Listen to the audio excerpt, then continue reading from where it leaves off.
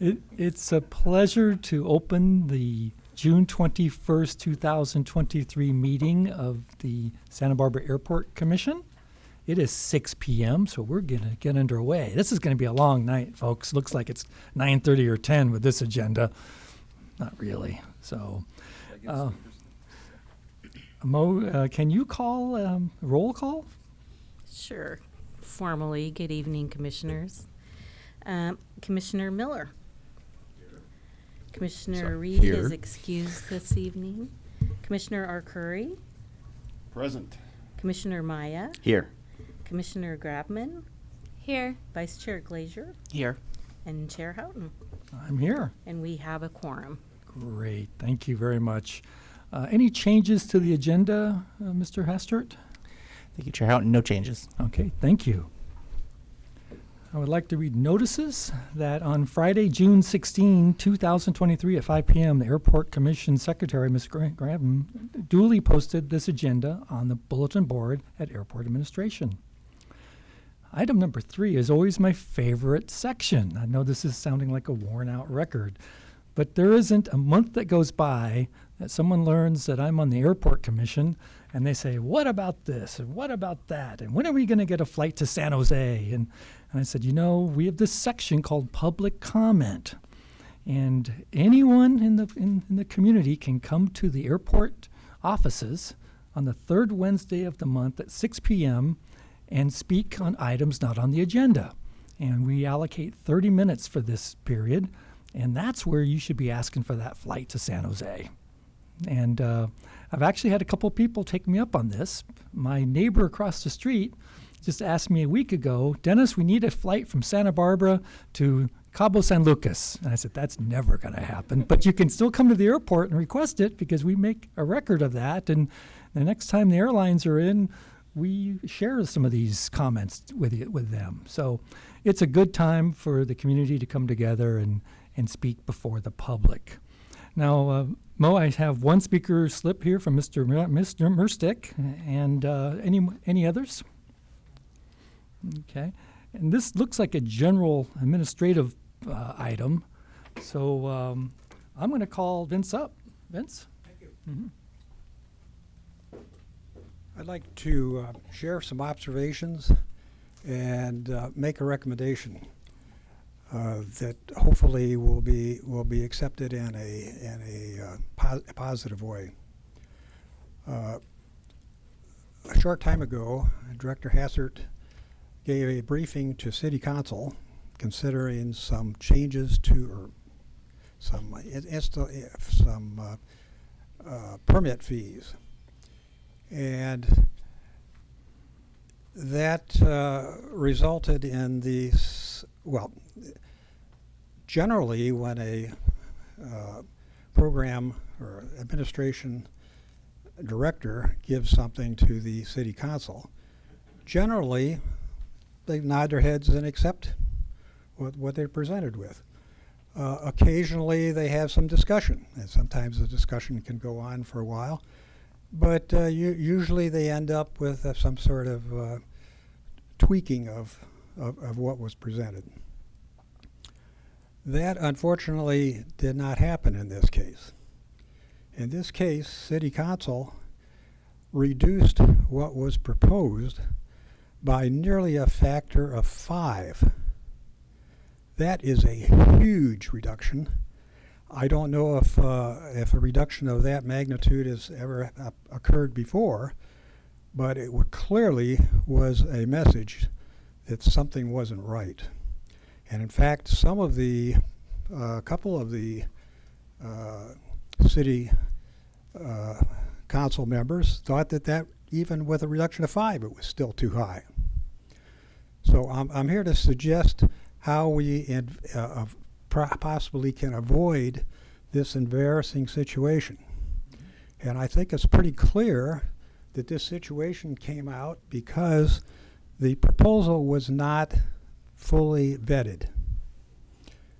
And this vetting is very important. And we have here 6 of 7 air commissioners 3 or 4 of which I believe had pilot's license, and they have a pretty good idea of what's going on. And I think that they should be given a heads up when making such radical changes, and they should have time to consider it on their own and then consider it in a group where they have discussion. And I don't think any of that happened in a meaningful way. And the public also, there's many pilots here, and they have a vast wealth of information, and they ought to be it ought to be discussed with them as well. Okay, thank you, Mr. Murstek. I appreciate it. One other comment. I think it's important for a new director to understand what is going on in a community before his arrival, and my offer to meet with you is still there. You have my contact information. Please get inputs from people Thank before you. make these actions. Mo, is there any additional speaker slips? Okay. Liaison reports. I see both of our council members, Eric Friedman and James Correco. Councilmember Friedman, want to start off? Thank you. I have just a quick report. I was able to attend with Chair Houghton, a reception for Alaska Airlines, hosted by Visit Santa Barbara. So their executive team was in town doing a retreat, and there was a reception for them, and got to meet with them, and that San Jose flight was mentioned there to them. But it was good to have that, and a couple council members showed up, myself and Mike Jordan, and the airport director and staff, and Visit Santa Barbara, as well as from Horizon Air showed up. So it was a nice welcome to them, and thanks to Marjoram for hosting. And then also, as you just heard, the city council did approve the new fees. I would just say that I'm not going to respond to that because that's public comment and it's not to respond, but I would just like to clarify that, yes, the city council has reduced fees before, has disagreed with staff before in the past. It's not unusual for us to do that. And in fact, there was a staff proposal for downtown parking that was significantly higher, and some councils advocated for 0 on it, and we ended up reducing that significantly this year. As well, so it wasn't even unusual in this budget. But so I just wanted to again thank you for the reception for the executive team of Alaska. Thank you, Councilmember Friedman. I have a much less interesting report for your members. We also just approved our budget. We did not raise any fees on anybody. But we also didn't have any really difficult budget choices like the city of Santa Barbara did, because luckily we just passed a new sales tax and we were just in a little bit of a different fiscal position. The only other real update I have for you right now is that the project, the former Super 8 motel that we're converting into permanent supportive services for homeless folks, which I think we're all hopeful will help with the general area around the airport. We had been led to believe that the project wouldn't be completed until next year. There is now hope that we may be able to finish it sometime this fall. Good. Our other projects that are operating around the airport, in terms of the Equal Fowler project, the San Jose Creek Bicycle project, some of the flood control work that we're doing, those are all on track following their regular schedules. Thank you. It's good news. Okay, item 5 on the agenda is our airport director report. Chair Hastert. Thank you, Chair Houghton. So to start off with, I'd just like to recognize John Feldhans is sitting here with us tonight. We have some staffing changes that have been going on, some people temporarily out of the office for a while, and so John stepped up as from operations supervisor to acting facilities manager. He's been doing an amazing job for us. In doing that, we also have our properties manager has been out for a short period of time, and he has also worked on the 2 leases that are before you tonight. So we have kept him very busy, but I just want to thank him for stepping up for that extra work. And then I also wanted to piggyback on what Councilmember Kiriako just brought up. We had a recent update from the city of Goleta on some of the projects coming up with the Eckel Road, Fowler, and also the Hollister Bridge, which are all going to have major impacts on the circulation for passengers getting to and from the terminal. And I appreciate the city of Goleta staff for reaching out and scheduling that meeting to help keep us all on the same page. Moving on from that, in no particular order here, met with Chair Houghton this afternoon, and due to travel schedules of some of the commissioners as well as staff and a lack of time-sensitive items, we are looking to cancel the July meeting for the commission. That's kind of a standard thing when you look at city council. We have a couple of canceled meetings during the summer as well.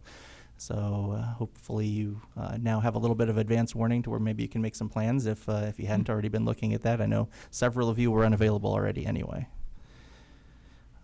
As you heard from the public and from our council member liaison, the fee that the commission had approved to move forward to council was reduced specifically on two parts, the aviation commercial activity permit and the non-commercial activity permit. A lot of really good public comment from both sides, very heated debate about what should happen, including some testimony with myself and the city council, but I think that it was exactly how a meeting should be run, and I appreciate the effort that went into it, and I'm happy with the outcome. This is a new project that has a lot of controversy behind it with minimum standards and a lot of other things, and we will continue to work and make it better. Just a quick update, one of the follow-ups with that is also going to be looking at the flying clubs and what permits or fees should be applied towards flying clubs in the future. But currently that rate does apply to them as well. So we will continue to look at that and bring back some more information. As Councilmember Friedman mentioned, the Alaska team was here, and I wanted to thank the nice turnout that we had, not only from our city council members, but also Chair Houghton, who definitely went to the top with the public comment about San Jose service. So I had lunch with that gentleman this morning just to catch up and find out more about his aviation business, and he was happy to hear that. We did have an air service conference that happened. I was not able to attend, but we did send Angie Doss and a representative from Visit Santa Barbara. Waiting for the full report, but that went very well. 7 meetings with airlines, 3 of them incumbents, the other 4 all interested parties in looking at Santa Barbara for the future. That being said, I know sometimes the public thinks that something's going to happen immediately with new service being announced. Even if any one of those 4 were to make a decision today, which they have not yet, it's still likely that we wouldn't see any change until probably this time next year at the earliest. So I just want to set expectations out there. Our terminal improvement program that you saw the presentation from Jessica Metzger has been making the rounds to Architectural Board of Review, Historic Landmark Commission, Planning Commission, Goleta's Planning Commission. It's been very well received so far. Some definite comments that were received that we will take back to the architects. Some of those conflicting within the same board, so it'll be interesting to see how we deal with that. But overwhelmingly, I was very surprised with the level of support that they showed, and I think that our team here and the approach that they put together to gather architects from those various boards to be on a kind of a committee to look at the concepts really did work quite well, and so I want to give them appropriate recognition for setting us up for success. And then the last thing I have is, you may not have seen it on the wall because she avoided it going on the wall, but we did have Mo Graham as our Employee of the Month. And then recently exchanged hers with Julia Ruiz Anderson in our Facilities Division. So a lot of good work done by all of our staff here, but just wanted to bring that recognition to Mo because somehow she avoided her picture going up on the wall.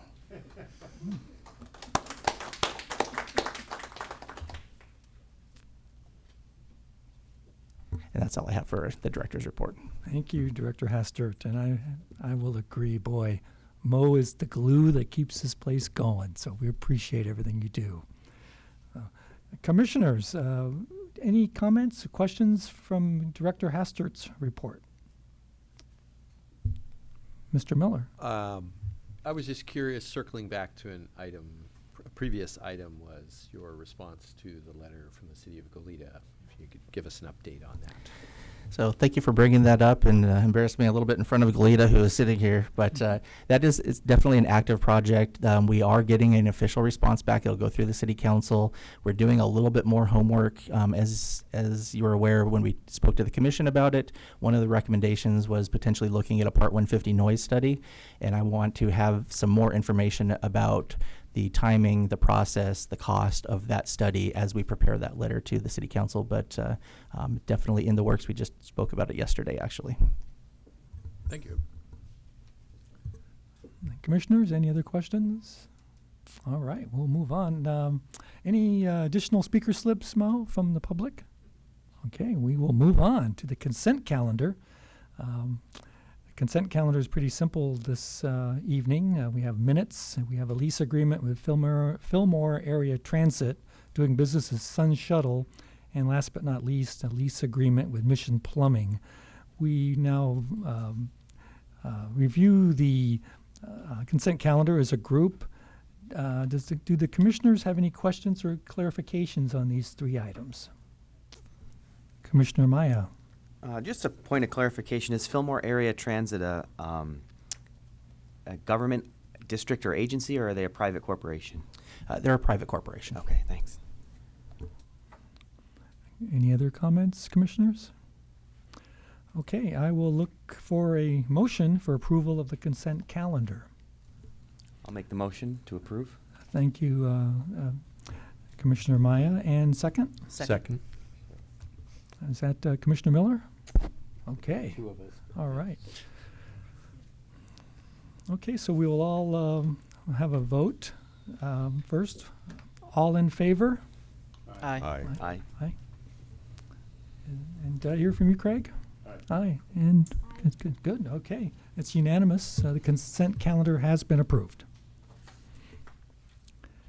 Okay, item 9. This is our last item on the agenda. We may have a record this evening. It's only 6:17. I have 28 questions at the end. Just Good. I'll make sure.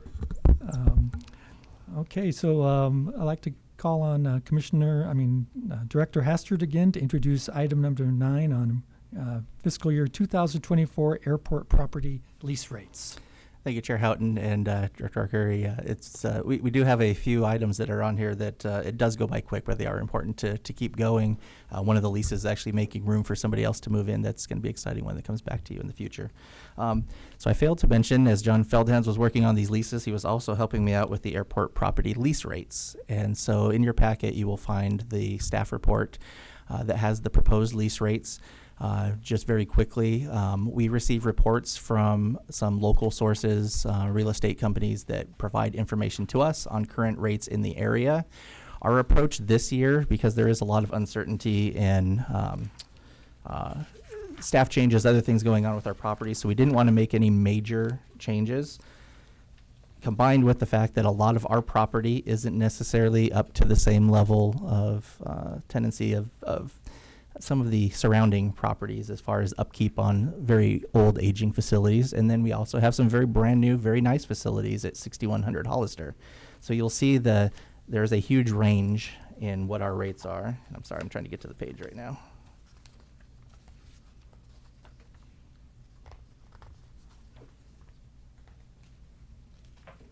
I got it.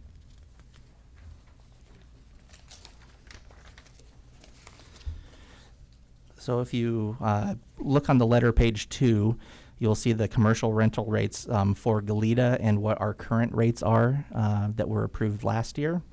And then on page 3 with the proposed rates, very minor changes other than you'll see that under the land lease rate per square foot, we actually reduced the bottom of the range from 20 cents down to 14 cents. That was actually based on a real appraisal that we had done on a piece of our property that we are looking to bring back a lease on and looking at a 5 to 7% return on what that appraised value was. And so that it is in line with several other properties that are out there, especially when you lease more than an acre or two. This is going to be a larger piece of property, and when you combine that into one lease, sometimes a lower rate is offered. So that's the only one that really went down. And then if you look at the ranges stayed the same. Other than that, other than we matched the Goleta rate at the top end of the scale. So we don't have any ideas that our property is better than any of the other property in Goleta, so we don't anticipate that our rate would be higher, but we should try to get as close to market rate as possible, and the lower end of the range allows us that flexibility for older buildings that we have there. So if you have any questions, John and I are happy to answer them. Commissioners? I was kidding about the 28 questions. The property across the street, that's the, I think the camper shell place, is that, like, I'm trying to think of what area we have multiple acres available. Is that the area you're referring to, or would you choose not to really discuss that? That is not the area I'm referring to. Got it. Okay. And the folks over behind where the old Deckers building is, that was the thing we previously approved the lease for the trucking training company. So we do have a lease in place. I believe it's actually a license agreement in place to allow for truck training in the parking lot Right. of what we refer to as the old Deckers building. Yes, and that is still in place. Got it. And that, I mean, it's executed and they're, Yes. got it. Thank you. Any additional questions on the lease rates? Okay. Thank you for the very nice narrative. Thank you, John. Mo, do we have any speaker requests from the public? Okay. I wondered about that. So, So moved. any additional questions? Okay. So I'm going to ask for a motion to approve the fiscal year 2024 airport property lease rates. So moved. Thank you, Commissioner Glazier. Do I have a second? I'll second it. Commissioner Curry seconds. So shall we vote? All in favor? Aye. Aye. Aye. It appears to be unanimous. Okay. I believe that ends our meeting. And this has got to be a record. It's 6:22 p.m. and I'm calling the meeting adjourned. Thank you.